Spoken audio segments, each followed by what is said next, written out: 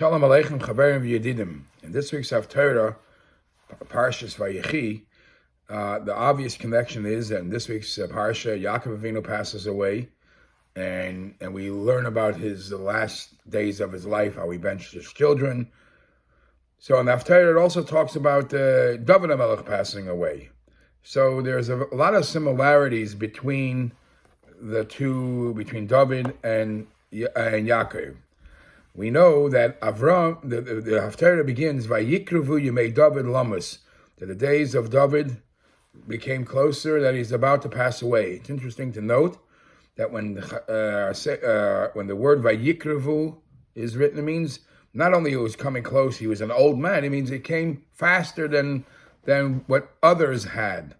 And just as it was by David HaMelech, who was pretty much a younger than the average people passed away then. David HaMelech passed away at 70, it became the norm afterwards. The same is by Yaakov. The Avos, Avram, Yitzchak, and Yaakov, we know Avram Avinu lived for 175 years. Yitzchak lived for 180 years, and Yaakov only for 147. So it came up earlier, and for each one of them, there is a reason.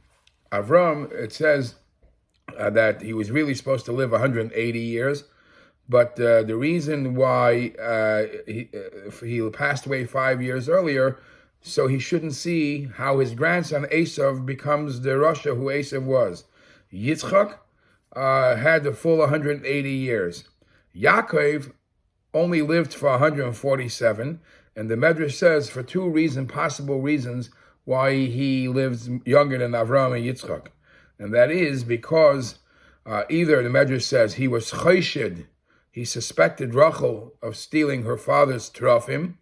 So because he suspected her, he 33 years of his life, from 147 to 180, 33 years of his life was deducted. Kiminyan yichya, yud ches, which means to live. 33 years were deducted for suspecting Rachel. That's one thing the Medrash says. Another reason the Medrash says is when Pare sees Yaakov for the first time, he asks him about his life. Yaakov sort of complains and says, "Oh, ma'at v'roim, it was a small amount of years, and they weren't that good." So because of that complaint, the Medrash says the Eibishter deducted some of his lifetime. Why 33? Because there's 33 words in that pasuk. 33 words in that pasuk where Pari and Yaakov are having this dialogue of how is your life till now.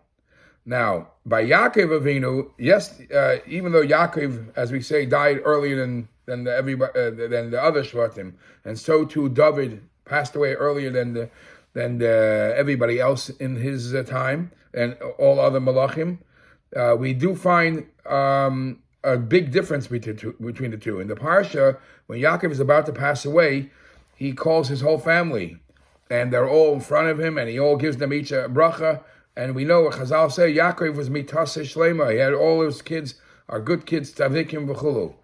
David HaMelech didn't have too many with him. From the kids that he had, only Shlema was left on his side. Others actually caused trouble against him, and some passed away.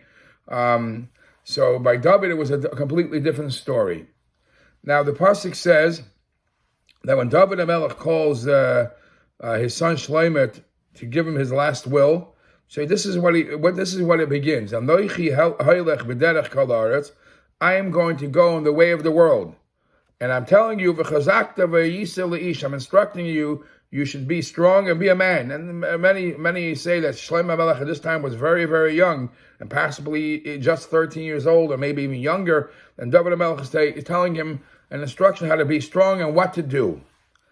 But the wording that the pasuk uses, Anochi haylech b'derech kol haaretz.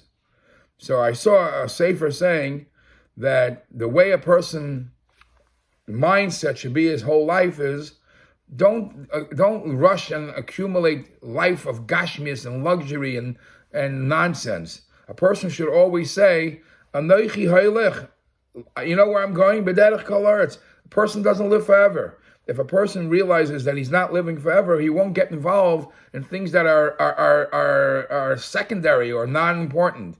A person always has to have that mindset. Anoichi hailech v'derech kol haaretz. The last pasuk says in the Haftarah, Shlomo yoshav akisei David avim, and Shlomo took over the throne of David. V'tikei malchusei ma'od, and the royalty, the leadership was very established and very well taken. So some say, why specifically by Shlomo it was V'tikei malchusei ma'od, because when David HaMelech was a melech, people were still bad-mouthing David HaMelech. He's not the right person to be the melech. Why is he not the right person to be the melech? Because look at his yichus. Look at his background. Who does he come from? He comes from Rus. Rus was a Moavite, a Moavia. So even when he was a melech, people challenged him. But once they saw that even after he passes away, the melucha automatically went over to his son. In other words, that he was a real melech, and nobody had a right to challenge the malchus of his son. Then when that happened, Vatikain malchusoi ma'od.